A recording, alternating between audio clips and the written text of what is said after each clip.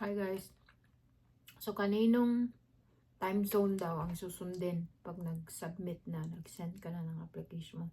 Dito po, sa Canada po. Kasi, gaya dito, December, ano dito? Ngayon is December 8, Sunday, 8:44 p.m. Sunday.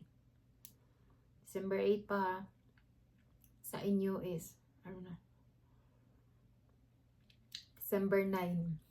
December 9, 11:41 a.m. Monday. Monday na sa inyo, sa amin Sunday. Hindi pa lang. So, dito po. Kasi meron nag-send dati, sa Hong Kong pa ako, umabot ang papers niya dito, December 31. December 28 ba yun o December 31? So, ilang oras lang yun.